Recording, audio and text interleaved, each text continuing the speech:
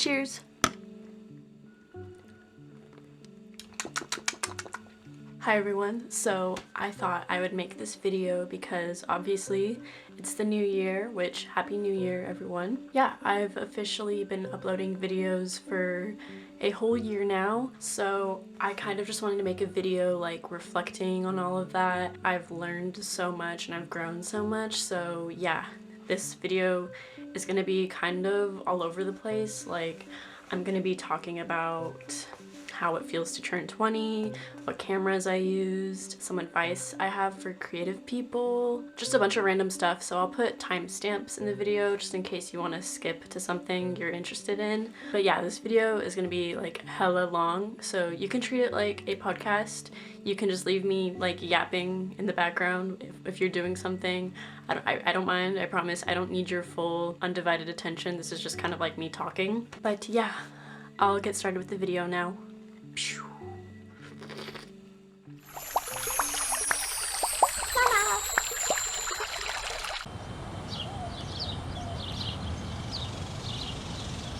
Okay, so before I get into everything, I kind of wanted to explain a little bit about myself and my story and how I even got here in the first place. Which, fair warning, I'm only like a quarter into this whole creative journey. I've barely even like touched the surface of where I want to be in life. So yeah, this is just like where I've gotten so far. We'll start off with my name. My name is Monica and I'm 20 years old. I graduated high school in 2022, I think. Yeah, so 3 years ago. A lot has happened since then. I've always been a super creative individual. I enjoyed school somewhat. Not socially though. Socially, school was like the worst years of my freaking life. I hated school in that aspect. But in terms of like learning and stuff, I actually really enjoyed it because I got to explore like different creative routes by taking different classes. So yeah, I took fine arts all throughout high school. Other than art, I dabbled in some journalism, and then I also was in orchestra for 3 years. I played the cello. Also was really into English. I actually took AP English just for fun because I really love writing essays. Like, I was that type of freak. So yeah, my whole life I've always tried to explore different creative directions, and if I didn't like it, then I would just like leave it behind and try something new, just keep moving on. Which, if you're still in school right now, or even like college, you can join a club, or just in general, just really look out for different courses, because I actually regret not taking like certain classes. Like, there was a ceramics class in high school and I regret not taking it. Like, why did I not take it? Because now if I want to do ceramics, it's like super expensive and I have to like go out of my way to figure out somewhere that has a kiln. It's not like, all those resources are not there for me. But when you're in school, like, everything's just like mapped out for you already. But yeah, I think it's pretty crazy that up until you graduate, school is all we've ever known. It's the same routine we've had since day one. And then once you get your diploma, they basically just say like, oh yeah, you go figure it out now. It's all up to you. Even though this is the way you've been living your life the past 17 years, yeah, you figure it out now. You figure out what you're going to do with the rest of your life. Or else if you don't, you're screwed, basically. And safe to say, I had no idea what I was going to do with the rest of my life. Not one clue. And that's such a stupid expectation to have of teenagers. Like, who thought that was a good idea? Who? Senior year, while all my peers were working on like letters of recommendations and writing college essays and applying to things, I was just kind of like avoiding it all, like it wasn't gonna happen, because it just didn't feel real to me. Like, I always just thought that like another year of school would happen after senior year because that's all I was used to up until then. And I also just kind of like always naturally thought that I would go to college because that's what everyone does, that's what everyone expects. Yeah, I was like, yeah, I'm gonna go to college, but I never like took the steps to do anything. I never, once it came time to like take tests, like entrance tests, I was like, like, oh, I actually have to do that? Like, what? I just honestly like did not care for it. The only time I was like vaguely interested in college was when a student came from like some art college and they would come to our art class and they would like advertise their school and be like, oh my god, it's the best school ever, you know, you'll have the time of your life, you'll get a job right after you graduate, but you'll also be in debt the rest of your life. And I was like, yeah, you know, go ahead and tell all the naive teenagers to go to art school. That'll be great. I'm looking at you, SCAD. So yeah, I just kind of gave up on all of that, and I told myself I would take a gap year, and then that gap year became gap years, and it's probably gap forever now, honestly. The first year where I wasn't in school and I just had graduated, I'm not gonna lie, I did a whole lot of nothing. Granted, I was working at the time, like I was saving money for like a very long time. I was working during high school. So I just kind of got used to that whole working routine, and I was like, this is all there is to life, you know, just work, wake up, go to work, get back home, take a nap, go to sleep, work, wake up. And I was like, is this all that life has to offer? Like, I was honestly kind of going insane during that first year. I was the mopper at work, so whenever it was like closing time, I would start mopping, and then I had this thing called my existential mop corner.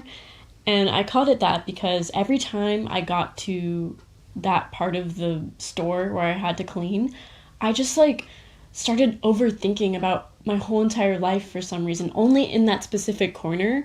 It sort of became like a reality checkpoint for me. And I was always like, oh my god, like I need to do something with my life. Like I'm just here mopping, you know, like what am I contributing to society? At one point, it was in that corner where I was like, okay, Monica, you need to get yourself out of this. You're a creative person. You need to figure out something.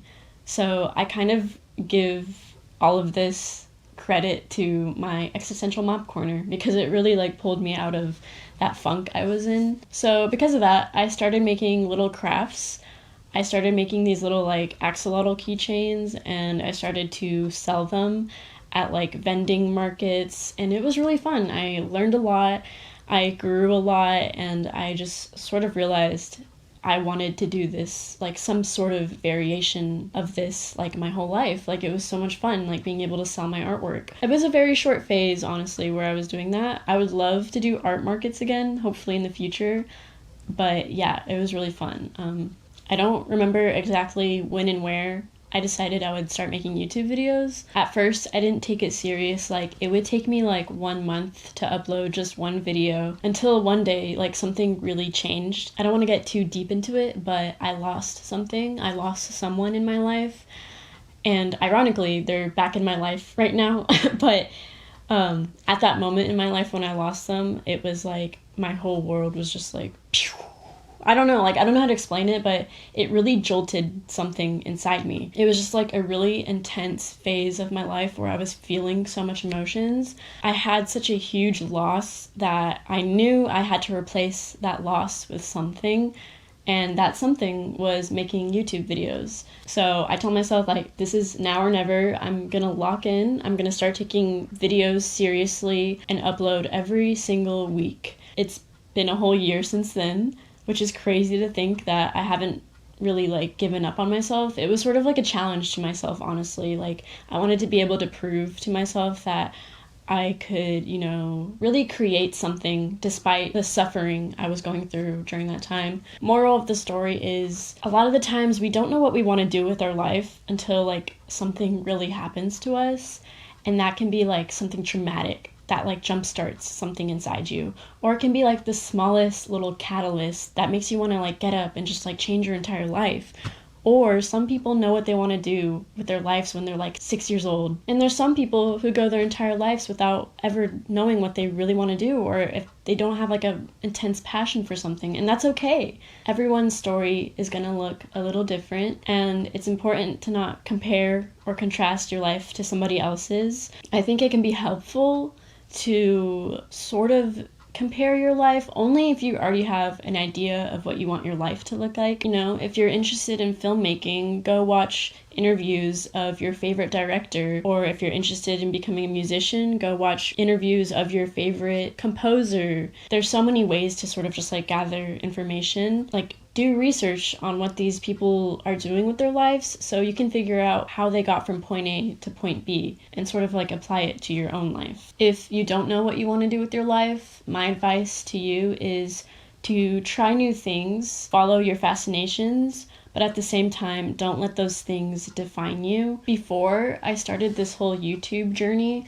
I really thought I was going to be a fashion stylist, and I thought that I was going to go to FIT and I was going to like be a little New York City girl, you know, I was like that naive about it.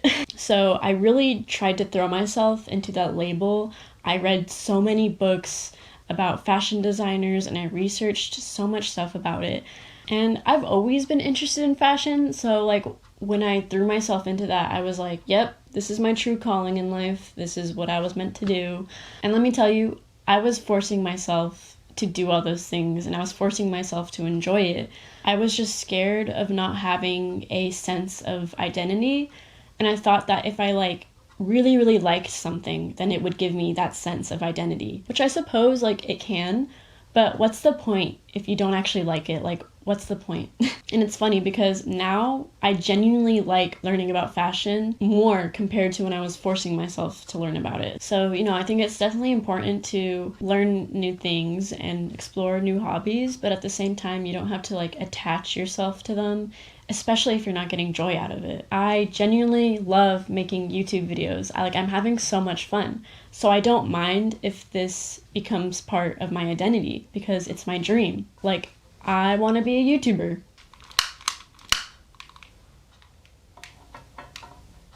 So yeah, one could say being a YouTuber is my dream, and I'm already doing that. I'm already making videos and posting online. I've already achieved such a big part of that equation, which is just like actually starting it. But I guess the thing I'm most worried about now, and this is what I would consider like my real dream, which is to just be able to afford life, especially in this economy. I don't want to be rich. I don't want to be famous. I don't want like, you know, a crazy car. I literally, my dream car is a cube car. So yeah, I literally just want to be able to live life comfortably. As of right now, with 30,000 subs, I make about $600 a month, which I'm so incredibly grateful for. Like, it's amazing being able to get paid for my dream. However, that is definitely not enough to sustain a independent lifestyle. You know, like, that's gas money, that's grocery money, and it would be impossible to live off of it. And I'm not complaining, like, I'm grateful, but it's just like the reality of that number. Thankfully, I live with my mom right now, so I don't have to pay rent, thank God. I have a car, but it's from 2013, and it's a hand-me-down from my 3 older sisters, and it's fully paid off. So like, I'm pretty much set up. I'm pretty much set up for life right now. Yeah, I'm really glad like things just sort of lined up for me that way. If I had to move out right now, definitely, most definitely, I would have to, you know, get a main job, and YouTube would just be like a side hustle thing for me. I'm using this time right now because I know this is probably the only time I will be able to like fully go into this. So yeah, I'm definitely lucky to be able to have this opportunity to fully express myself without having constraints, because I know not every person is as fortunate as that. Some people have parents who force their children to go to college and they won't take no for an answer. My mom was actually the first to go to college in her generation, and she's one of the hardest working people I know. But she's also really progressive in her ways and her ideas, and she really believes in me, and she never like forced me to go or like, you know, disown me for having my own dream. She totally believes in me, which means everything to me. I honestly don't think I could do this without my parents believing in me. I could, but it would just be like so hard. I will say though, it was very scary admitting that I didn't want to go to college. There was just like a lot of guilt and shame for some reason, and I was just so scared to admit it. I actually ended up lying to my dad for a while. He just asked me one day, he was like, "Hey, you're in college, right?" And I was like, "Yep, sure am," even though I was definitely not. And eventually I had to come clean to him because it's one of those things that like you can't really lie about it. It'll always like kind of catch up to you. And so eventually it did catch up to me. I thought he was going to be so angry, but he was more so just confused on why I even lied to him in the first place. Because he wasn't mad at me. Like he was just really like, yeah, you don't have to lie about that. And I was like, yeah, I don't know why I did that. I think it's because like I just really care about my dad's opinion of me. He's one of the most creative people I know, so I just really didn't want to disappoint him. It's funny because he's one of the biggest supporters for this in my life. Like he helped me buy a microphone, he helped me with the lighting, and you know I can just always go to him for help. So a big shout out to my parents for believing in me in my videos. Wait guys, okay, fair warning. I'm not saying to drop out of college. I'm not saying to, you know, quit your job just to chase a dream, which maybe you should. I don't know. I'm not telling you to do anything, you know, do whatever you want, but I'm not saying like college isn't important. It's not a scam. Like you can learn a lot from college, you know. If you want to be a doctor, go to college. Don't just be a doctor because you can't do that. So I'm just saying like don't be indecisive, you know, things take time to, you know, unravel. It took a lot of time for me to realize that I wanted to do this. So yeah. Okay, that's all. Back to the video. Bye.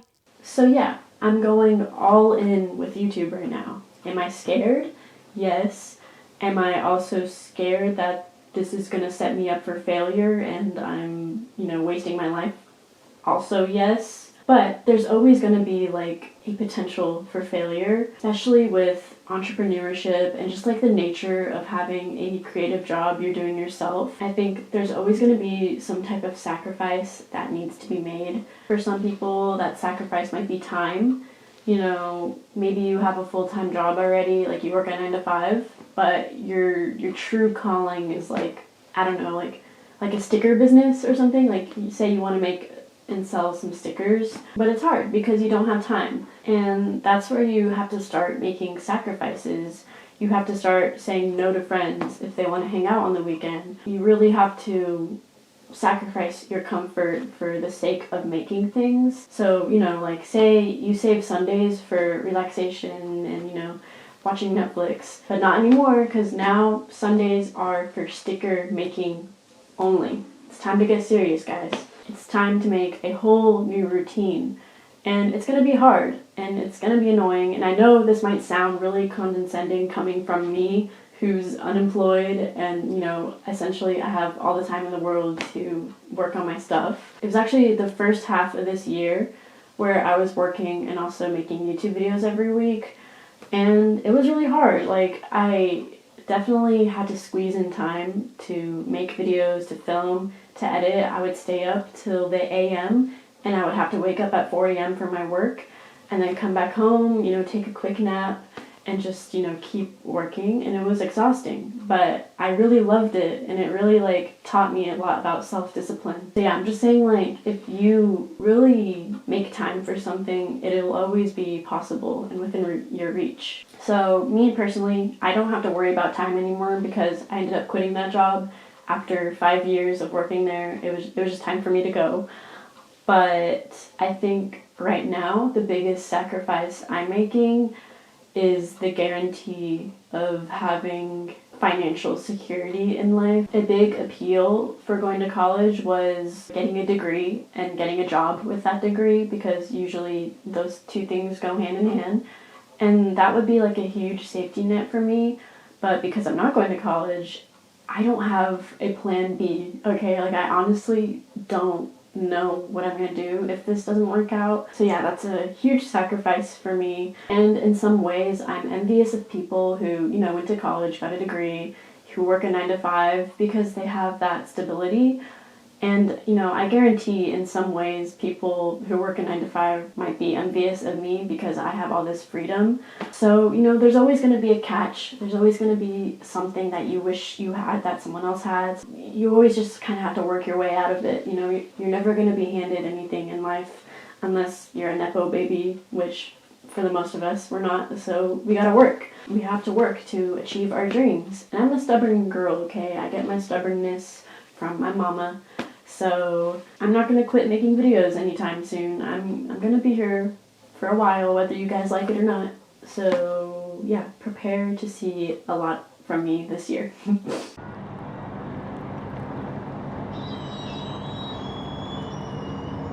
One of the hardest things about starting this channel is honestly just believing in myself. It's not actually making the videos or editing. It's literally just like having that mindset. You have to have the annoying persistence to just keep picking up that camera even if you don't really want to. There's some days where I feel super insecure and I'm just like, I don't think I can do this. But it's just kind of like ignoring that feeling and doing it despite everything.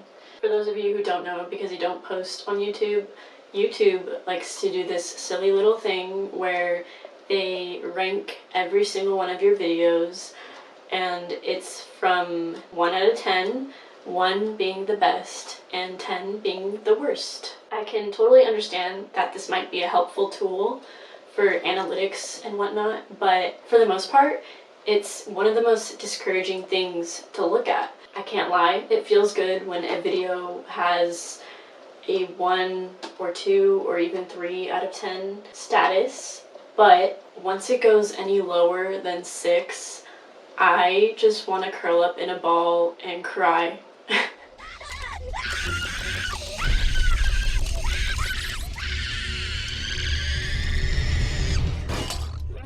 I start questioning every single thing that led me up to that point. I start worrying about, am I even worth it? What did I do wrong? Like, what could I do better next time? And, you know, what am I even doing with my life? Like, it always just ends up with me spiraling into this negative ball of self-doubt. And self-doubt is a creativity killer. It's a creativity murderer. Like, it's an own artist's personal kryptonite. So yeah, an important thing to remember, especially in the context of uploading videos, is that you have to pick yourself up back again every video, especially the ones where it doesn't do too well. You have to pick yourself up and move on to the next one. Especially me, because I upload every week. You know, I don't even really have that much time to sulk. I sort of just let myself have a good cry, and then I move on.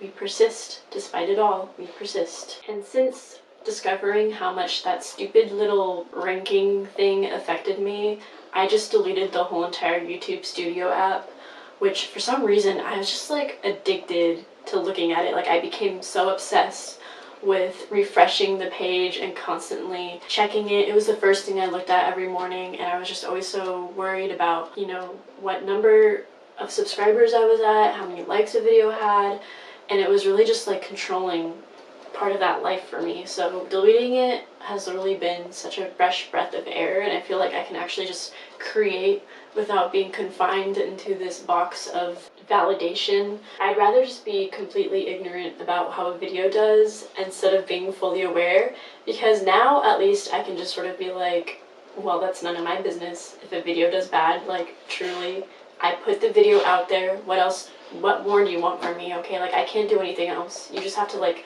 let go of it. Once you put a video out, just let go of it, you know? Every YouTuber is gonna have different goals and different mindsets. Some YouTubers are more extreme and they have like total growth mindsets where they're constantly analyzing their video, what could they improve on, and you know, it's kind of just like a Mr. Beast thing. Like, he does that with every single video, and that's such like a toxic mindset to have, because it's impossible. It's impossible to always outperform your last video, and you know, it's just like, it's unrealistic. The nature of that mindset, I feel like, just always kind of reflects a soulless video. Like, when I look at Mr. Beast's eyes, I don't see anything. Like, I'm genuinely scared of him. Like, okay, Squid Games, you are what's wrong with YouTube. Anyways, to finish this off, I feel like this predicament can apply to various parts of life.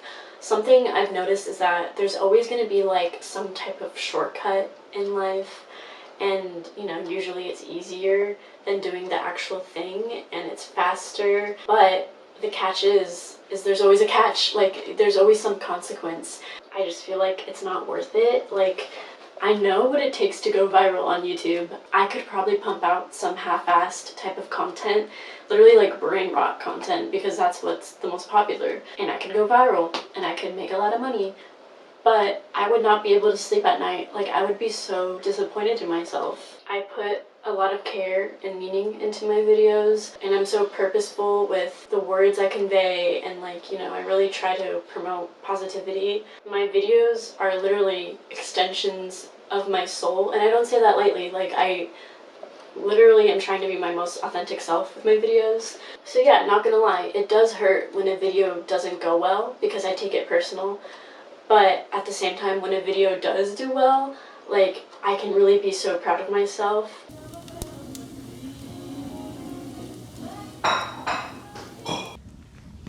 So, the beautiful thing about creativity is that it can cross-translate into many various different topics. So even though I'm talking about videos and YouTube right now, you can sort of like open it up to your interpretation of whatever it is you're interested in, whether that's crochet or fashion design or music or drawing, whatever it is you're passionate about and want to get better at, then you can sort of take this advice and learn from it. So for anyone who maybe wants to upload videos on YouTube, my first recommendation is to treat it as a hobby, just for the first few videos at least. And that can totally change over time, or it can remain the same.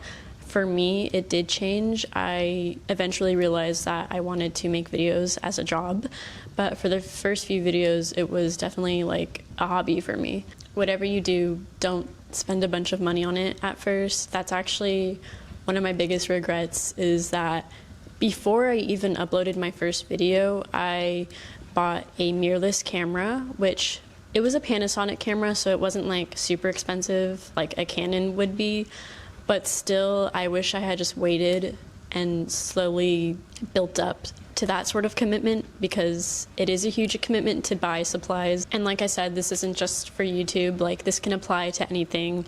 You know, if you're an artist, you can always find cheap art supplies.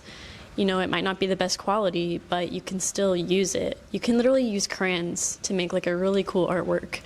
If you're a musician, you know, use GarageBand. You don't need the real thing. You just need like the inner talent to be able to make music.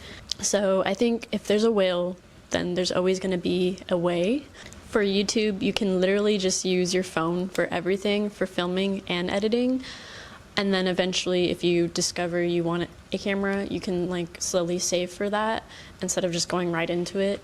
And let's say you're starting to take this serious now and you want to become a YouTuber. I can totally understand the disappointment of not getting any likes or getting any subscribers. It can be super frustrating to deal with, because trust me, like, I went through that. The first 8 videos, I'd say, I wasn't getting really any new subscribers. I was barely getting any views, and it sucks. You know, you feel stupid, just like basically talking to a wall. But I'm telling you right now, like, you gotta keep going. You gotta keep having that audacity to create and push through it. But it's not easy. Like, you're gonna look and feel like a clown that's dancing for a circus no one's at. But I promise you, consistency will always lead you somewhere. So pull up your pants and make a video. I don't care how embarrassed you feel, because every video is a chance. My channel is at 30K right now, and I'm so thankful, but I can't tell you exactly how I did that. There's no secret formula to gaining subscribers. The truth is, honestly, like, the algorithm picks up videos sometimes, and sometimes it doesn't. So you really shouldn't tie your worth to a video. Sometimes people will upload their very first video on YouTube and it will go viral. And I'm like, how did they do that? And I'm always like kind of jealous, because I'm like, why didn't that happen to me? But once again, there's no logical explanation for it. And I'm not going to deny that luck does play a part in uploading videos. I treat every video as if it's a lottery ticket, and you never know which video is gonna do well and which video will do bad. Like I genuinely have no idea when a video will go viral. Like, sometimes I have videos on my channel that like I did not expect to go viral, and they did. Especially like if you're not trying to go viral. Like, my goal is to never go viral. I just want my channel to be like a slow growth, especially because going viral can be really scary if all those eyes are on you at once. So I think an important goal for YouTube is to never go viral, but to have a slow, steady growth. But if you want some type of like guarantee, like if you upload 10 videos, then you'll get to this place, or if you use this font or this music, then it'll be trendy and the algorithm will pick it up, then I'm here to tell you that that's most likely not going to happen. The only guarantee you have is yourself. So that's why it's so important to trust yourself and not to internalize any negative results, because that can really like be a defeating thing. It's sad seeing people who give up on their channels when, who knows, like maybe if they just kept going and put out a few more videos, then they would have gotten more subscribers. So yeah, motivation is definitely going to be a big struggle. It was for me. Like during the beginning of the year, my channel plateaued at like 1,000 subscribers and I wasn't going anywhere, and it really felt like I was trapped on that number, and I was seriously worried. Like I seriously felt like giving up in that moment. But because I kept going, I finally got over that plateau and I'm where I'm at now. The only like advice I think I have to give is to sort of know when enough is enough. I don't think there's any shame in giving up on something. I just think that you don't want to keep making videos until you burn yourself out. Maybe all you need is actually like a grace period where you give yourself a break from making videos. I feel like that can really help with inspiration and sort of picking yourself back up. Something I constantly have to remind myself is, if other people can do it, then why can't I? Because I always see people like out there living my dreams and they're no different from me. Nothing like separates me from them. And it's crazy how much those words like instantly motivate me.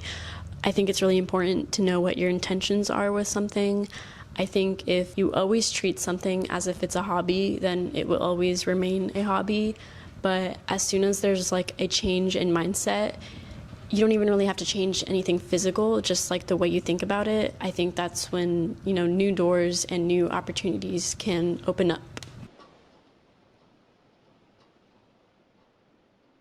So I get asked what camera I use like every single video. I always leave the camera I use in the description, just so you know, it's always there. But I wanted to dedicate like a segment to this video to just talk about all the cameras I use and just do like a full rundown. So if you're interested in this, you can watch it or you can skip it if you're not interested. Ever since I started my channel, I've just naturally become really interested in cinematography and cameras, and this year I really want to commit to learning about them. So I've just really enjoyed watching movies for the cinematography. Even if I don't really like understand the movie, you can just really appreciate like the director's touch and the director's commitment to the video. But yeah, my choice of camera is always going to be a camcorder. I just love the nostalgic quality of them. The first one I ever bought was this Canon. Oh, my bad. It's actually a Sony. It's a Sony DCR TRV 250. I really love this camera because it has a 4:3 ratio, which is like the little black bars on the side. All my homies love 4:3 ratios. I don't use this camera that often anymore, even though I love it. It's sort of given up on me, which that's the thing about camcorders, is that they're older and they're more likely to just like sort of give out, and you can't really repair them because that repairman don't exist anymore for these cameras. So when it breaks, I just have to buy a new one. Every time I use it, it just starts beeping and beeping, and I can't do anything else but watch it beep. So far, the solution to that has been me literally just hitting the camera like this. And then it starts working, which it's funny that it works like that, but I can feel that that's just a short-term fix, and I think eventually this camera will break on me, which is going to be really sad. But yeah, that's the first camera I bought. And the second one I ever bought was a Panasonic TM60, and this one just uses an SD card, so it's super easy. It's super small. Like, this just fits in my bag, and it's so convenient. This has been my go-to weapon of choice for the past year. Some people just don't get it. Like, my dad was like, why don't you just use your phone? Like, why do you need an old camcorder? And I was like, I don't know, like my phone quality just sucks. Like, even though phones are supposed to be better, like my quality is just never good. The audio sucks. So I'd rather use this because this is better quality. But yeah, this camera is my best friend. I love it so much. The only bad thing about it, because I've been with this camera for so long, I know all the little quirks it has. One of the little quirks it has is the color temperature. It will just like randomly change on you so fast. It will change to like this like twilight color scale. It's super blue, it's super like desaturated, and you know, that can be cool in some cases, but for the most part, I don't like how it just randomly switches to that. Like, it's super frustrating, especially when I'm filming something that has warmer tones, and then all of a sudden, like, it just changes, and then I have to go out of my way to manually change it back. You know, isn't the biggest, like, complaint in the world, but whenever you're filming, like, in the moment, especially myself, I consider myself like a street photographer or street videographer because I am vlogging my life. I'm not like pre-planning anything. So I need a camera that is like ready to go and is not going to like give me huff and guff to like change a setting and to, you know, change the ISO, change the brightness, change the white balance, whatever. I need something that's just going to be reliable. This camera is pretty reliable except for that color thing. But yeah, any camcorder from like the 2010s is gonna have similar quality. This one isn't necessarily like the best, but yeah, you can go on eBay and just look up like camcorder 2010s and you'll find like really cheap options. And then the third one I bought, this is a Panasonic GS 400. I bought this because I wanted something that was kind of like in between like the old cameras and the newer camcorders. It still uses tapes, but it's mini DV, and that's more like futuristic, I guess, in terms of tapes. I put a fisheye lens on it, which is really cool. But yeah, I am eventually gonna sell this camera because I just bought a new one that's sort of similar to it, so I will sell this soon if anyone wants it. I don't know. The newer camera I bought has been my dream camera forever. Not forever, it's been my dream camera for the past few months. This is a Canon HV20 and it's also mini DV. I saw a video a few months ago of this guy. He was like filming his trip to Japan during the 2000s, and immediately I fell in love with the quality of that video. It was just like so crisp, yet it still had that like old feeling to it of a camcorder.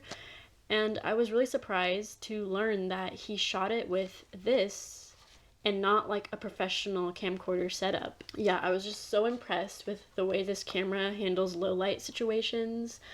And so I was like, I have to have this camera. So I did some more research on it.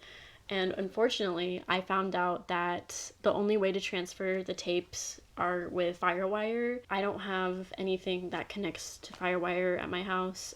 So I honestly gave up for a while. I was like, you know what, I'm just gonna forget about it. Like, I can't spend that much money on, you know, all the cables that I would have to buy. And it's literally like a whole setup of stuff I would have to buy just to transfer this camera. But as time went on, I couldn't stop thinking about this damn camera. And so one day I went on Mercari and I didn't even have intentions of buying the camera. I was just gonna look to see what's up. I wasn't gonna buy anything. This camera is like pretty expensive. I think it's pretty popular, so people relist it for lots of money. So I wasn't expecting to find anything, but I did find something. Obviously, because I have it right here. But I found this camera for mega cheap. Like, it's actually insane how cheap I found. Okay, it was $75, which is a lot of money. But for this, it's cheap, trust me. And not only that, it came with this microphone. It came with this 55mm lens, which is going to be awesome to just like have variation. And it also came with a tripod, I think, and it came with tapes, and it came with a battery. It had everything, which is such a dream with camcorders, because a lot of the times people like get rid of stuff and all they have is the camera, and then you have to go buy the charger, and then you have to go buy the battery. But yeah, like, it was fate. It was fate for me to get this camera, I think. So yeah, I'm really excited to use it. I still have to buy some of the cords, which I already got one of the really expensive ones. This is a Apple Thunderbolt plug-in. This cost an arm and a leg. Mamma mia, let me tell you, it was not cheap for this little tiny little thing. It's because they don't make them anymore, so people resell them for like crazy. But yeah, all I need to do now is buy a old laptop that has a Firewire port because I don't have anything like that. So yeah, just like all these components just to transfer the tapes. It's annoying, but I'm really excited to have a camcorder that will have really good quality. All of these camcorders, like the ones with the tapes, I always end up compressing the quality, like sacrificing the qualities just so I can transfer it. But with this one, I'm gonna really try not to do that and really have clear quality. I think camcorders are wonderful. I don't like 4K, super modern cameras because I just think it's boring. We already see clearly. So why would you want to see something that's just going to be the same way your eyes see it? You know what I mean? Like, I just think like the quality of them and like the vibe it gives off is super unique and nothing like your eyes can reproduce. So yeah, that's a super important component to my videos. It's something that I value, and I just wanted to take some time to explain to y'all that. Blah. So, I turned 20 this year, and I'm gonna be honest, I'm not having the greatest time. Like, the transition to being a teenager and then becoming an adult is not a very smooth transition. I feel like a lot of the times you just get kind of like thrown out there, and they're just like, okay, you're grown up now. And I know that's just like what life is. Life is all about adapting and, learning. But I think my biggest struggle on being an adult is literally just like the most stereotypical adult things, which is taxes, insurance, scheduling appointments, going to the doctor. If there's one thing I've learned, there's always a appointment to be scheduled. There's never not gonna be a freaking appointment. There's always a appointment.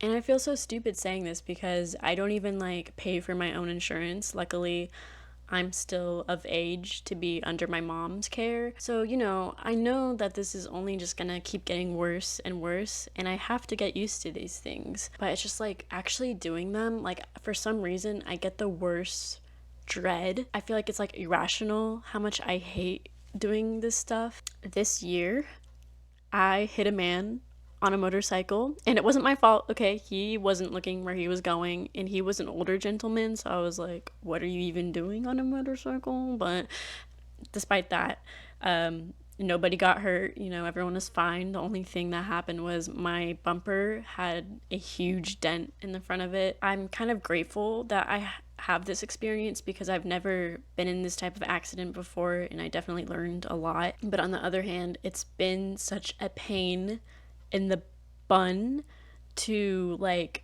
go through with the insurance and get my reimbursement back. Like I just want my money back. Like that's all I want. I don't want, like $1 million. I just want what my compensation for how much the dent is going to cost to fix. Which I'm not going to fix it because I have a shitty 2013 Toyota Camry. It's not shitty. It's actually a really great car, but it's shitty because it has a lot of dents on it, so I don't really care about this dent, but I want the money that I would get if I was gonna fix it, which is under $1,000. Like, it's not a lot of money, but I still want it, But it's been such a pain in the bun trying to get in contact with this guy's insurance company. I swear they're ignoring me. Like, I keep calling them, and I just go, like, straight to voicemail.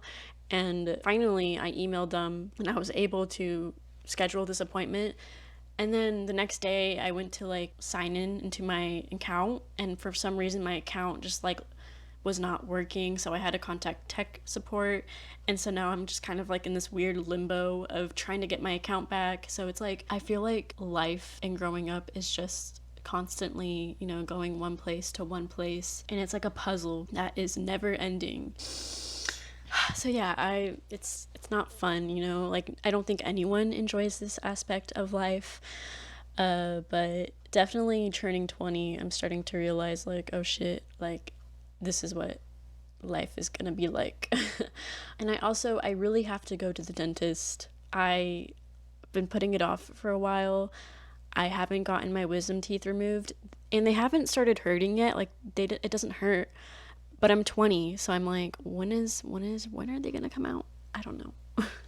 So yeah, this aspect has been a little struggle for me, but I'm sure it'll be fine. I just want to vent, okay? Like, I just want to vent.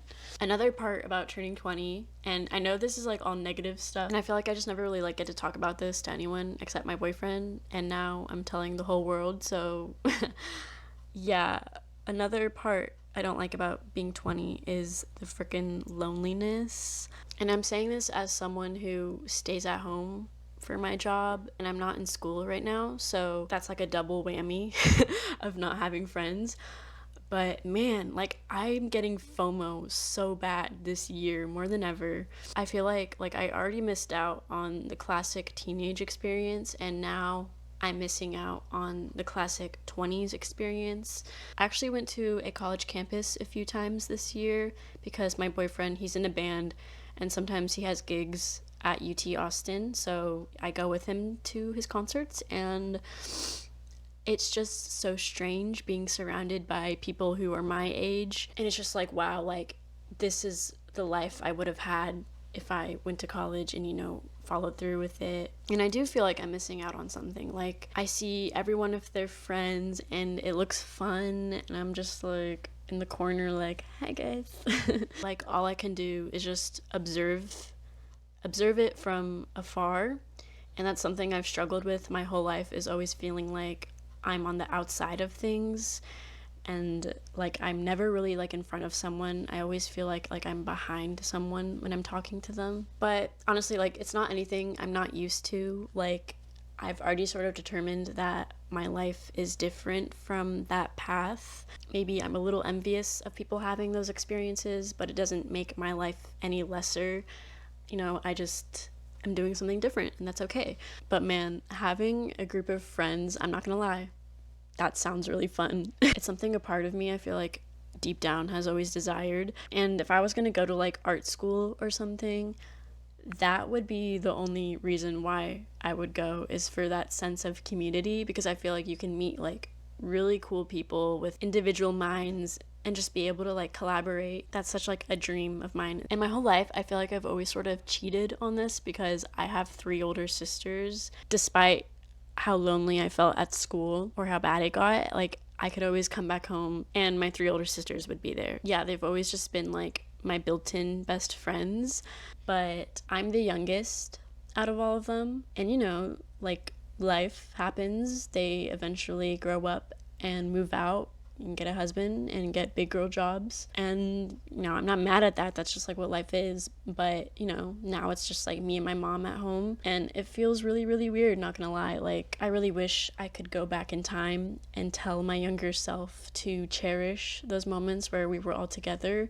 because it's not gonna last forever, but it really felt like it was in those moments. Like, I'm never gonna be able to live with my sisters again, and that's such a bittersweet thing to be aware of. And it's so hard to get us in a room all together now because everyone's older, we have responsibilities, everyone's schedule is different, so it's just like, it's a rare thing for us to all be together again. And so yeah, like, I miss having my sisters, I miss having friends. It's been a newfound sense of loneliness for me because I always had someone, and now it's sort of just like me, myself, and I.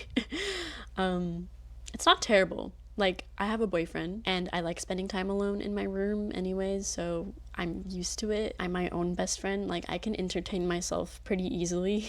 But I miss the companionship of having a group of friends. Like, just like the nature of it, I think, is very unique. It's really different from having like a romantic relationship. Like, platonic friendships, there's really something special to them. Yeah, how does one find just a group of friends, I've only been in like one friend group during high school, and I wasn't even like the main friend. Like, I feel like in groups there's always just like one person that's just kind of there and is like a filler friend, and that has always been me. Yeah, that friend group didn't even last anyways, so I have a desire for deep connections, and I also really, really want to have parties.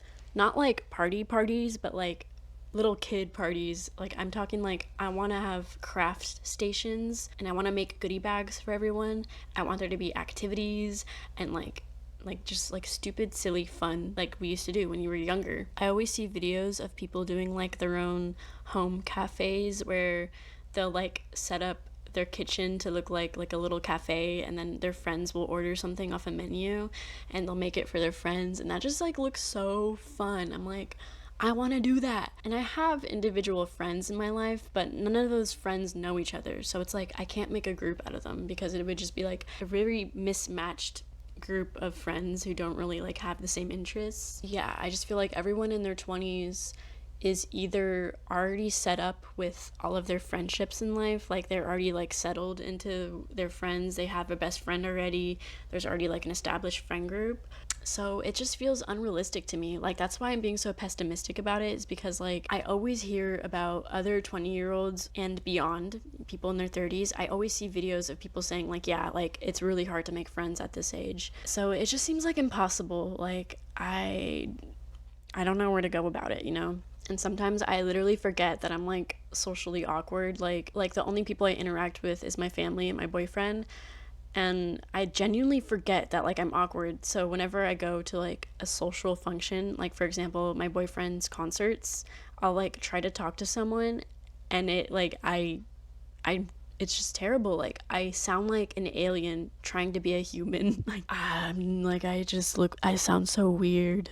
I think the nature of making friendships is sort of embarrassing. Like, you really have to put yourself out there, and you have to be vulnerable and be like, hey, like, I like you, be my friend, please, like, notice me. Like, that's what making friends feels like for me, and I always struggle with that. Like, I always just feel like I'm bothering people with my presence. But hopefully one day I will get better at that. I'm gonna be honest, right now I feel like I can't even really commit to that level of friendship. Even though it's something I really want, I think it will eventually come to me when I'm older and more mature. I just feel like right now, like, I hate to be like cliche, but I'm just busy all the time. Like, I feel like it's not happening for me right now because my heart like isn't truly open to it. So I'm honestly like fine waiting for that chapter of my life to potentially happen.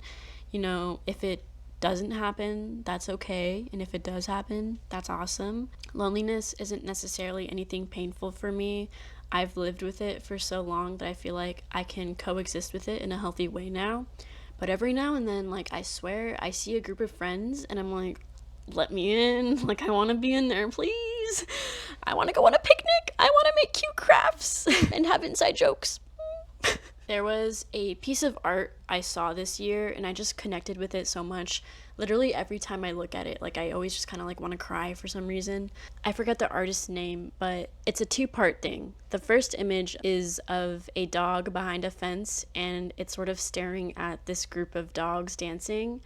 And you can just like feel the yearning. You can feel the longing in that dog's face, even though it's just such a like a simple cartoon. It says, here's the life I've always longed for. But in the second image, it's a lot more optimistic. It shows the dogs all like dancing together happily, and it says, I will make it mine. Like, I look at these two images and I just feel them so much. I still feel like that dog in the first image waiting behind that fence, but it feels as if I'm like sort of walking towards that group of dogs right now in life. Like, I don't know, like, it feel a lot of like anticipation and excitement for something that hasn't happened yet to me. Fully aware that this is only the beginning of my life, and 20s are supposed to feel hard, and you're supposed to feel lost. You're supposed to feel a little like, what the heck am I doing? So I'm really trying not to like worry about it too much. If you go back to the beginning of my videos from this year, it's so different from now, and like I've just completely changed my style and the way I film, and it's such a learning process. I feel like I've discovered a lot about myself. So yeah, I'm really excited for what 2025 has in store for me. Did you do any other colors besides the pink? Yeah, I did like... So, on a more positive note, a lot of cool things happened to me this year. I started out with, I think, 3,000 subscribers this year, and now I have 30K subscribers. And on Instagram, I started out with only 200 followers, and now I have 3,000 followers. You guys, it's like the craziest thing. I'm honestly, like, I'm a bit conflicted with this feeling, because on one hand, this is like my dream coming true, but on the other hand, I'm being perceived by so many people. Whenever I post something, people notice, and that's scary, but it's also beautiful. It's scary, but it's also beautiful. I also want to take this time to apologize to anyone who has ever reached out to me and I didn't respond. Yeah, that keeps me up at night. I'm gonna be honest, like, my nature is very timid and introverted, so yeah, I get overwhelmed very easily, and I've never really felt like this before. I've never had this much attention in my life before, so just getting used to it is very jarring. If I see too many messages at once, even if they're like so sweet and so nice, because y'all are awesome and I love you guys, I get overwhelmed and I sort of have like a freeze response. I definitely have tendencies to get overstimulated, but I also have people-pleasing tendencies. So it's like the fact that like I might be ignoring someone because of that, like, it really makes me feel so guilty. I really wish I could respond to every single person. I sound stupid, like, because it's not even that many people. It's not like I'm famous, but if you wrote me a letter, I promise to you I'm gonna respond. It's just gonna take me kind of a long time to respond. Also, another thing I'm grateful for this year is all the mutuals and online friends I made, because I made so many.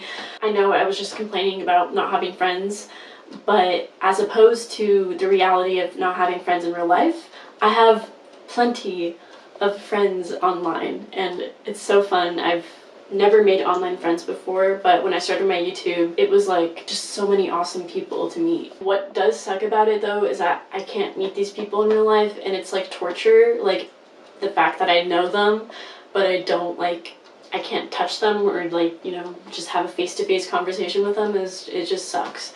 But, you know, I'm still grateful for it, so I just want to give like a quick shout out to all of my friends and mutuals, which, by the way, if you like my channel, you will love their channel, so please go check out their channels. First up, we got my friend Hafspa, and then we've got my friend Stargirl Lee, which, major shout out to her. We actually got to hang out in real life. It was just like a huge coincidence that we both live in Texas, but unfortunately we still live like kind of far away from each other, so it's very rare that we do get to meet up. Next up, we got Honey Bear Jen and Safara. These girls, I lumped them together because they are my like creative soulmates. I feel like it's so interesting, like they're so different from me, like stylistically they both each have their like unique outputs of creativity, and they're both so talented, and I just feel like we're on the same wavelength, but we're on different, like, you know, sounds. And then we've got Leia. Leia, I don't know how to pronounce your last name, I'm so sorry, but your videos are amazing and I love you. We've got Polka Dot Pigeon. Go watch her videos, she has the best fashion ever. Next up, we've got Hamna. She has really amazing, like, vlogs that I feel like I can connect with so easy, because she has a way with words, for sure. And then next up, we've got Cosmic Orchid. Her videos are just magical. Like, I really appreciate the time and effort she puts into her videos. And then we've got Juanita, Tonya, Clover, Sydney Lee, Alero Catherine, and last but not least, we have Reese Kelly. I love her so much. I love her videos. Please screenshot this. Take some time to discover some new channels, because trust me, you'll love them. These are all amazing, uniquely talented individuals. And also, if you're watching this and you have your own channel, please comment down below. You know, like, feel free to use my comment section as an advertisement. Like, trust me, I do not care. My goal is to, like, create a community where you can feel safe to express creativity, and so, like, I feel like, you know, this is the perfect space for you to do that. So, but yeah, even though I struggle with being perceived online, I also feel extreme gratitude for being in this position. You know, when people tell me that, like, my videos inspire them, like, it really means so much to me. and it's all I could ever ask for. It's such a special thing, and it's not something to like take lightly. It's a serious thing to have a voice in this world and have that like impact. So I'm eternally grateful for you, the viewer, the person who's watching this right now. Like, I see you, I can't touch you, I can't really see you in that way, but I see you in the metaphorical sense. So thanks very much for watching. There's moments where I get worried about how many subscribers I have or the numbers, and in those moments I wish someone would just like literally slap me across the face, like just like this.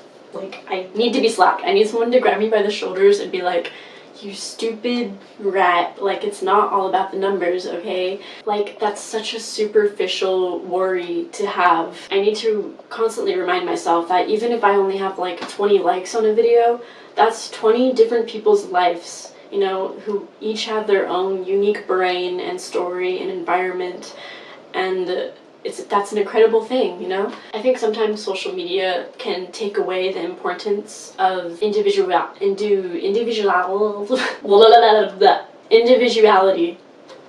Yes, it can take away the importance of that. You just see a big number, like 1 million subscribers, and that doesn't really like ring in your head that that's 1 million different people, you know? You kind of just think of it as like a hive rather than like different entities. You, the viewer, are more than just a number to me. You are a person with your own thoughts, and that means everything to me. I never want to complain about the numbers or anything, because then that becomes like greed, and you just sort of chase after that your whole life, and you become like Mr. Beast. I don't want to be Mr. Beast. He scares me. I'm afraid of him. Like, I have nightmares about that man. Also, something cool that happened this year was I got to meet a few of y'all. I got to meet a few subscribers, and that was awesome. If you ever see me in real life, don't be afraid to come up to me and say hi. I promise you, I'm more scared of you than you are of me. And also, I keep stickers on me at all times now, so if you see me, you get a free sticker. Isn't that awesome? But seriously, like, it's such a jarring thing to meet someone that watches me. Like, the first time it happened, this really nice, lovely girl came up to me and she tapped me on the shoulder and she's like, "You're Monica, right?" And I'm like, "What?" Like, I'm Monica? Like, how do you know me? What?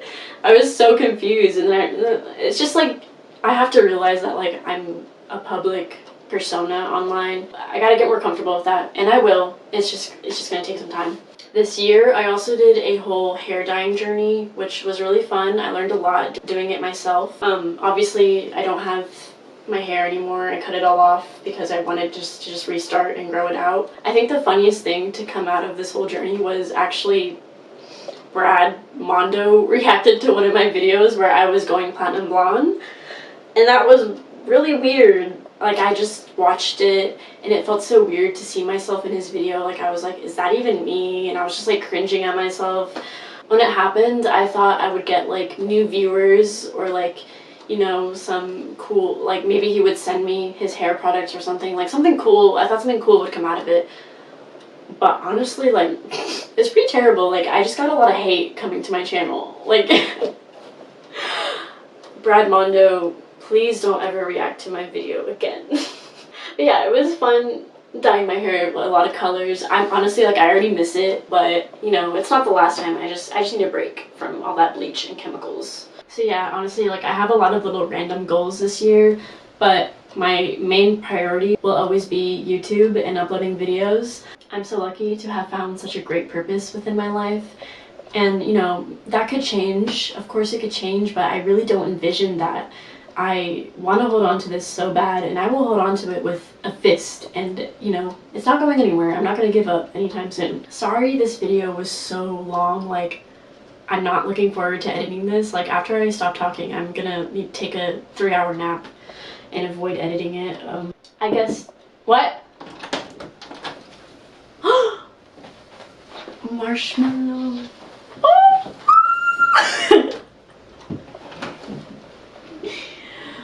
My mom just came in my room to give me some marshmallows. Oh my god.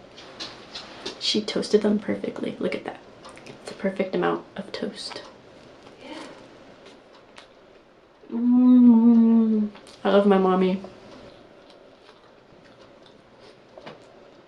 I don't know what to do with this stick now. I'm just gonna hold it for the rest of the video because I only have like 2 more words. So yeah, where I left off. To conclude, I think if you're someone who has a dream or a passion or like something you feel like is really calling your name, I say don't take it lightly, you know? It's really a special thing to have that because not everyone else does. So don't be embarrassed of it. Don't be ashamed to do something that you want to do. Not everyone has something that they genuinely love to do, or, you know, not everyone has found that passion in life. So if you have, follow it. Follow that gut. Follow whatever it is your heart is telling you to follow. You don't want to wake up in 40 years and be like, wow, like I wish I did that. Don't live a life where you could potentially just have so much regret. I recently just watched my favorite movie ever, Amélie. There's a scene where her character is just like kind of reminiscing, and then the narrator says, if Amélie chooses to live in a dream world and remain an introverted young woman, she has every right to mess up her life. And that quote honestly just like kind of blew me away. I was like, I do have a right to mess up my own life. Maybe I'm doing that right now. And so what? It's my right. So do it scared, do it alone, do it however way you're gonna do it, just do it. But yeah, if you watch this whole video, I love you, you're a real one. I hope you're having a great beginning of the year, and I'll see you guys in the next video. Bye bye. Oh, I gotta kiss the camera too.